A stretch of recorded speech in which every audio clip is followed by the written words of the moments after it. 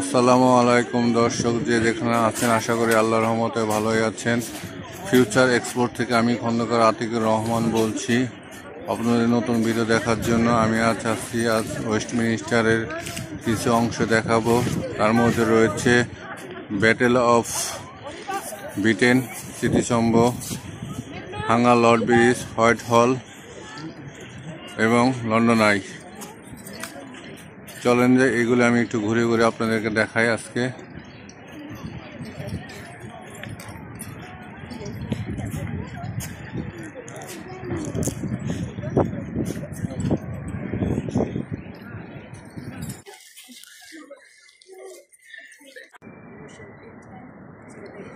প্রিয় দর্শক, আমি আছি এখন হোয়াইট হলের সামনে। লন্ডনের ওয়েস্টমিনিস্টারে এই ভবনটি অবস্থান। লন্ডনের মধ্যে যতগুলি ভবন আছে, এই ভবনটি তার সৌন্দর্যের মধ্যে অন্যতম একটা ভবন। ওয়েস্টমিনিস্টারে বেশিরভাগ ভবনগুলি এই ধরনের, কারণ ওয়েস্টমিনিস্টার হলো রাজপ্রাসাদের অবস্থান এবং সরকারি পার্লামেন্ট। ওয়েস্টমিনিস্টার পার্লামেন্ট এখানে অবস্থান। এখানে সকল ধরনের অফিস, আদালত এবং সরকারি সকল প্রশাসনিক আমলাতন্ত্রের অফিস রয়েছে। এই ভবনগুলি কোনো অংশে কোনোটার চেয়ে কম না। প্রত্যেকটা ভবনে প্রত্যেকটার সাথে মিল আছে। দেখলে আপনি মনে করবেন যে আমি কোন সাদা শিল্পনগরীতে এসে পড়েছি, কারণ প্রতিটা বিল্ডিংয়ে এত যে শিল্প কারুকার্য, লন্ডনের প্রতিটা বিল্ডিংয়ে শিল্পের মধ্যে কারুকার্য রয়েছে। তার মধ্যে এই ওয়েস্টমিনিস্টারে সবচেয়ে বেশি কারুকার্য ও শিল্প নগরী হিসেবে পরিচিত। ওয়েস্টমিনিস্টার হলো বিশ্বের দ্বিতীয় প্রাচীনতম শহর। এটা হচ্ছে হোয়াইট হলের ঢোকার গেট।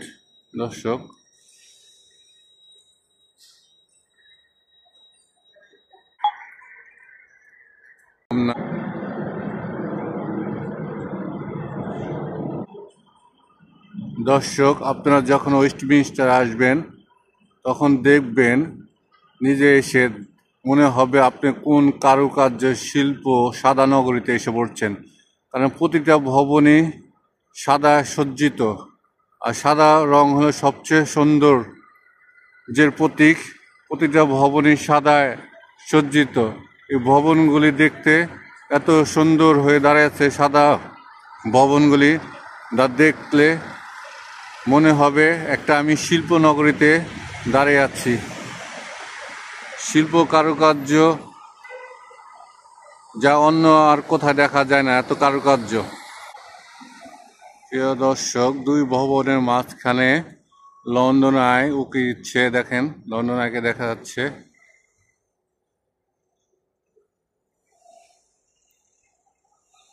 আমরা এখন হোয়াইট হলের পিছনে বাগানের অংশ কিছু দেখতে যাব, আপনাদেরকে দেখাবো বাগানের অংশ। দর্শক, আমার সামনে যে ভাস্কর্যটি দেখতেছেন, এটা হলো গুর হাস সোলজার। লন্ডনে এই ওয়েস্টমিনিস্টারে এত ভাস্কর্য, যারা আগে কোনো নামি দামি পদে ছিলেন সেসব কর্মকর্তাদের ভাস্কর্য প্রতিটা ভবনের সামনে স্থাপন করা হয়েছে।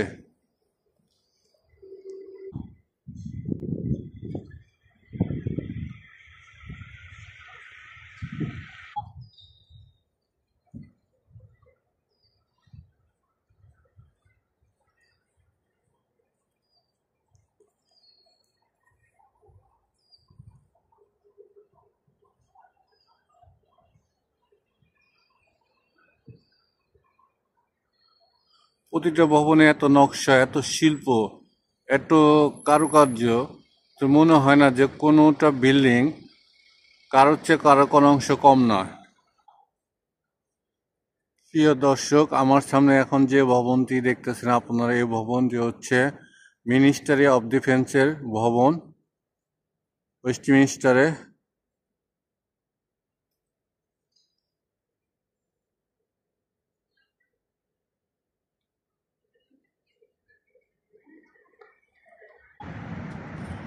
দর্শক, আমি আসছি এখন এটা হোয়াইট হলের গার্ডেন, পিছনের অংশ হোয়াইট হলের গার্ডেনটা আমি একটু আপনাদের ফুলের সৌন্দর্য ঘুরে দেখাবো।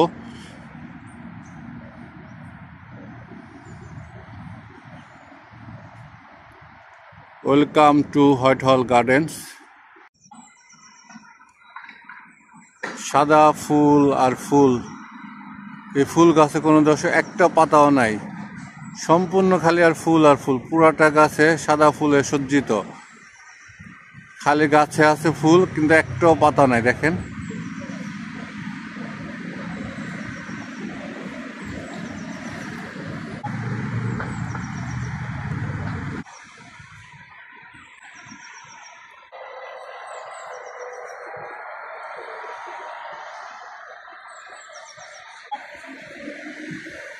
আমার সামনে একটি গাছ দেখতেছেন আপনারা, যে গাছটি কোনো কারণবশত কারণে মাটির দিকে ঝুঁকে পড়ে গেছে। সেই গাছটি ঠিক রাখার জন্য এদেশে কর্তৃপক্ষ দেখেন গাছটির মধ্যে কত পেলা দিছে যাতে গাছটি না কাটা হয়।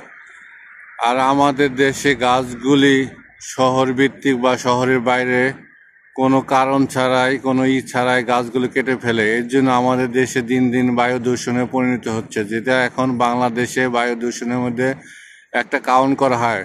আর বাংলাদেশের বায়ু দূষণের কারণে বিভিন্ন জলবায়ু পরিবর্তন এবং মানুষের বিভিন্ন ধরনের অসুখ বিসুখ হচ্ছে।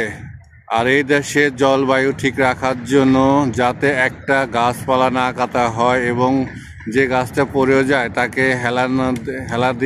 পেলা দিয়ে রাখা হয়, যাতে জলবায়ু ঠিক থাকে। যে দেশের জলবায়ু ঠিক থাকে সে দেশের বিভিন্ন ঝড় বৃষ্টি মানে প্রাকৃতিক দুর্যোগ থেকে রক্ষা পায়, সেই সাথে সে দেশের জনগণ পশু পাখি বিভিন্ন রোগ বালাই থেকে রক্ষা পায়। আমাদের দেশের মানুষদের কিছু শিকার আছে বাইরের দেশের নিয়ম কানুন দেখে।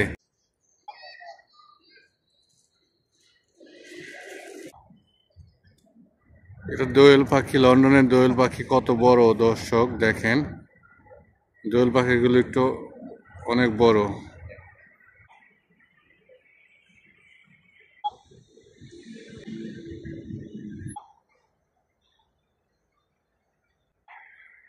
দর্শক, দ্য কোরিয়ান ওয়ার 1950 সালে থেকে 1953 সালে যে যুদ্ধ সংগঠিত হয়েছিল তার উদ্দেশ্য করে একটা স্মৃতিস্তম্ভ স্থাপন করা হয়েছে।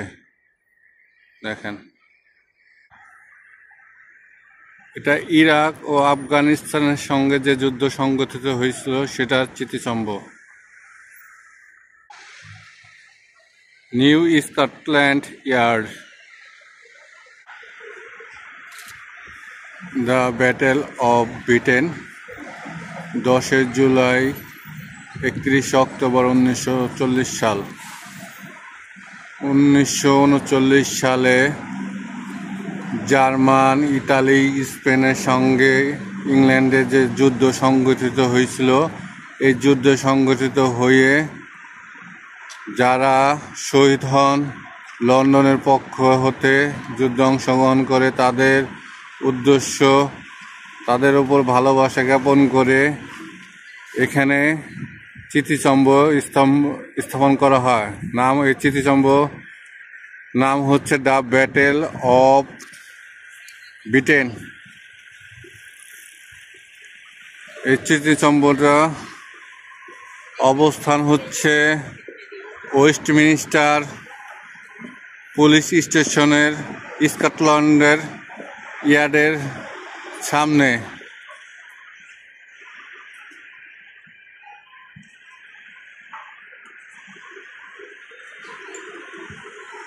আর থেমস নদীর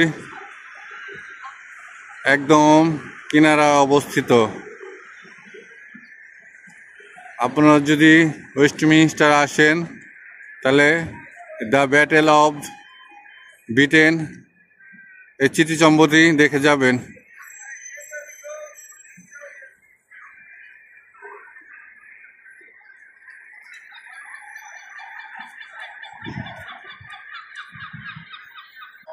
লর্ড ব্রিজ হয়ে অপর প্রান্তে যাব, কারণ ওই নিচে যে আপনাদের আমি কিছু অংশ দেখানোর চেষ্টা করব।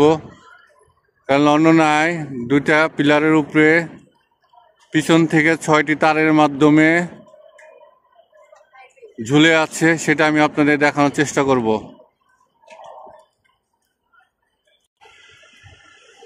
দর্শক, লন্ডন শহরকে শিল্পনগরী বলা হয় এর জন্য দেখেন ওয়েস্টমিনস্টার যতগুলি বসার বেঞ্চ আছে, বেঞ্চ 3টা হাতার মধ্যে যে নকশা কারুকার্য আমি সেগুলো আপনাকে দেখানোর চেষ্টা করতেছি। দেখেন এই যে হাতার মধ্যে কি সুন্দর নকশা কারুকার্য।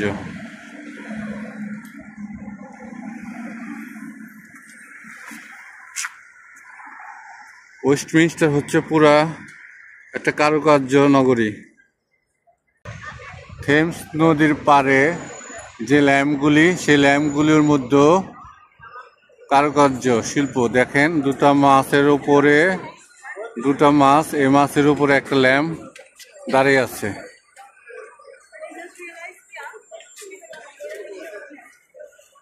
এই ল্যাম্পগুলি স্থাপন করেছে 1870 সালের, তার মানে আজ থেকে 150 বছর আগেকার এগুলি।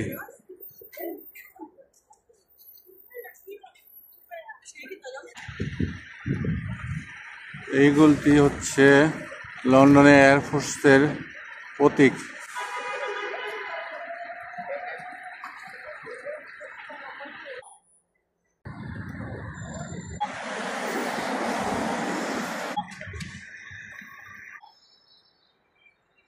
দর্শক, আমি এখন হাঙ্গার লর্ড ব্রিজ নিচে আছি। এই হাঙ্গার লর্ড ব্রিজ দিয়ে আমি ওয়েস্টমিনস্টারের এক প্রান্ত থেকে অপর প্রান্তে যাব লন্ডন আইয়ের নিচে। চলেন যে আপনাদেরকে নিয়ে যাই লন্ডন আই নিচে, যে লন্ডন আই দেখানোর জন্য। সেই সাথে হাঙ্গার লর্ড ব্রিজের উপর দিয়ে লন্ডনের সৌন্দর্য কিছু অংশ আমি আপনাদের দেখাই।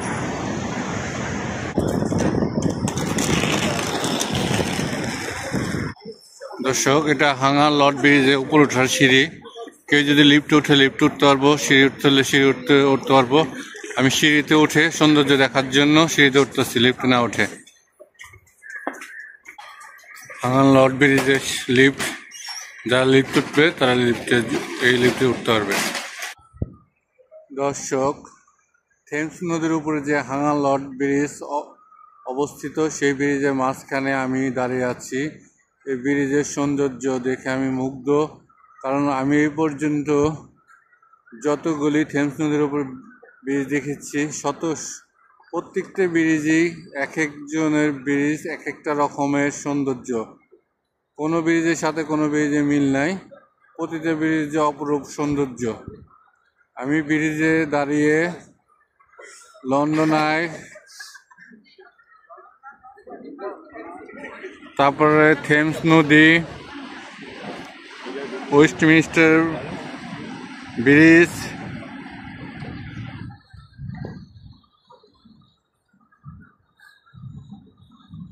ওয়েস্টমিনস্টার পার্লামেন্ট, বিগ ব্যান, হোয়াইট হলের ছবি ধারণ করতেছি আপনাদের দেখার জন্য। এটা হোয়াইট হল।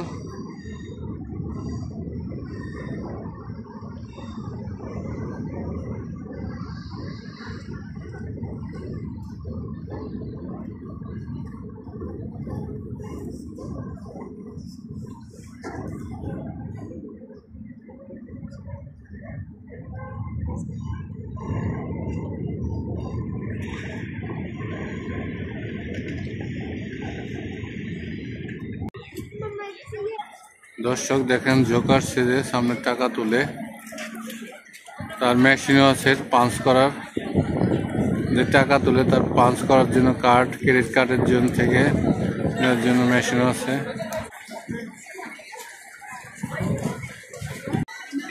দর্শক দেখেন, লন্ডন আয়ে চড়ার জন্য কত লাইন ধরে দাঁড়িয়ে আছে। এই লাইন ধরে দাঁড়িয়েছে, লাইন ধরে যেতে হলে আপনার 4 থেকে 5 ঘন্টা সময় লাগবে। যারা ঘুরতে আসবেন, হাতে 4 থেকে 5 ঘন্টা সময় নিয়ে আসবেন লন্ডনে আইতে চড়ার জন্য।